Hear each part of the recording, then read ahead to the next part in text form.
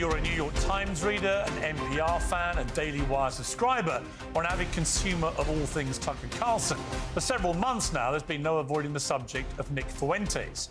And let's be clear, the main reason you're hearing about him is because he's popular. A large number of people, especially young men, are interested in what he has to say.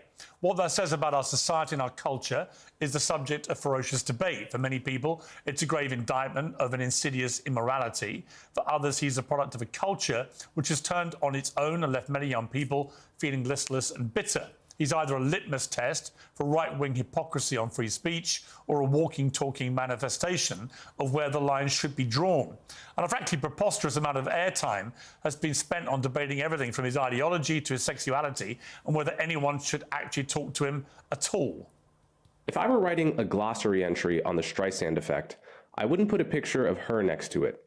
I would put a picture of Nick Fuentes. They have opted to not do so when it comes to Nazis like Nick Fuentes. Fuentes takes this guy apart brick by brick. It's a full takedown. My concern is that people who are a bit more moderate are deeply alarmed by Nick Fuentes. I was very happy to see that, like, Nick Fuentes really passed that test with flying colors. That fragmentation is being caused purposefully by a splinter faction of people led by a young man named Nick Fuentes. That's the war. Can you get the beef prices down? Not crazy things that Nick Fuentes or these other loons say on social media. Well, it looks like all the screaming about Nick Fuentes on the internet is finally dying down a little bit.